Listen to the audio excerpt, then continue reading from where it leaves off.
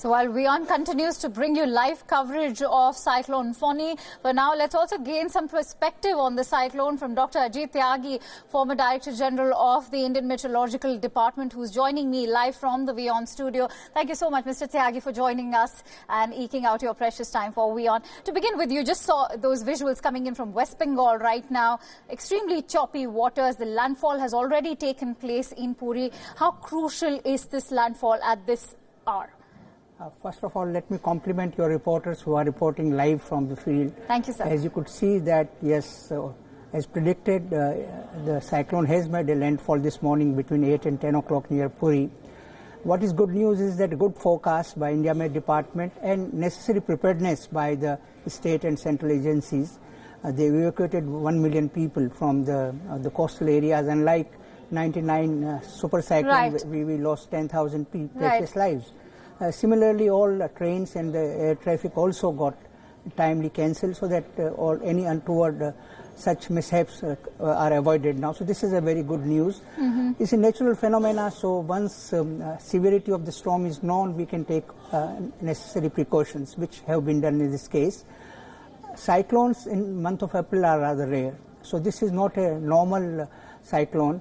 In last 118 years of our records with the IMD, only 14 cyclones formed in the Bay of Bengal. Right. Only 14 cyclones.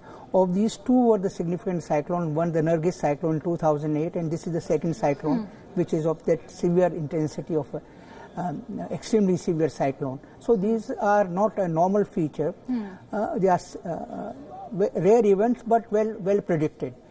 This particular storm was being tracked from 26th of April when it was over the Southeast Bay and Equatorial Ocean. So since then, its track and the predictions were being made, and almost like a book, right, bookish predictions, they have been very, very close to the what the predictions were. Right. So this is a good part that we are better prepared now. Good yes, observing system, the satellite, the radars, good prediction system, and good communications, and correspondingly the state and central government's preparedness over the period has improved so much that in the world now, our evacuation of 1 million people is a record.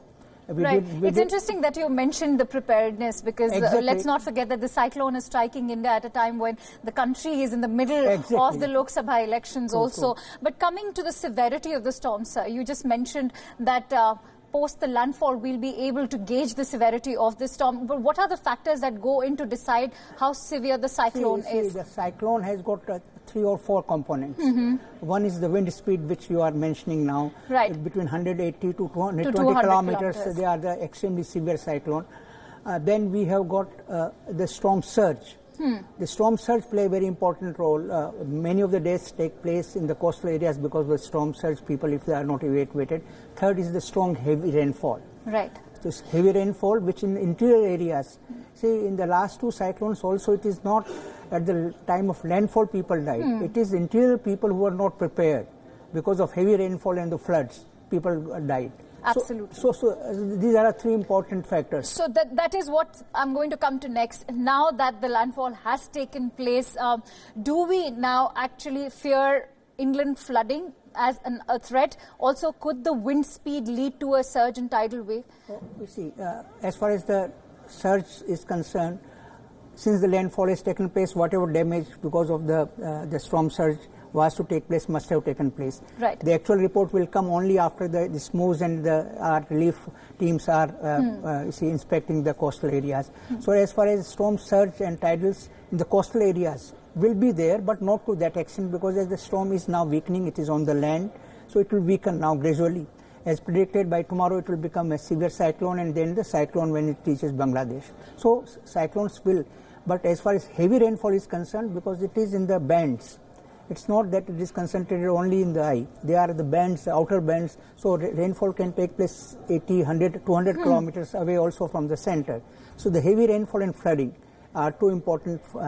Now flooding part here, since it is a pre-monsoon, is a dry, there are no already, see the soil is moist. So the flooding to that extent which takes place post-monsoon, because your reservoirs are full, so you release the water when heavy rainfall takes place. In this case, flooding to that degree may not be there, but positively the heavy rainfall and some weak structures and all that can get damaged. The winds also will weaken, but we need to be cautious for next 24 hours in the inland areas also. It's interesting to also note how the cyclone, Doctor, has affected the rainfall pattern in India, because earlier we were being told that it will also pass Chennai, but it bypassed Chennai, and Chennai's temperatures, of course, remain actually scorching at this moment.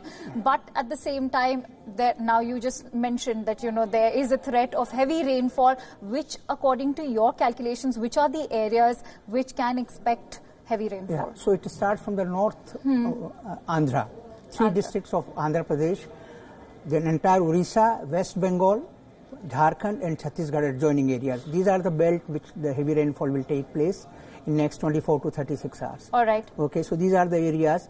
You mentioned about the Chennai or say Tamil Nadu getting affected by this. This was not predicted by IMD. IMD always was saying it will skirt. But there were various, other forecasters and news channels, naturally, as it was approaching Tamil Nadu. But do you not agree that it has sucked in all the moisture from Chennai, and which is why the temperatures have increased? This happens, they are big systems, so they have to draw moisture from somewhere. So from those warmer seas of the southern Bay of Bengal did provide the moisture. It's not the land which provides the moisture. It is the oceans which provide the moisture.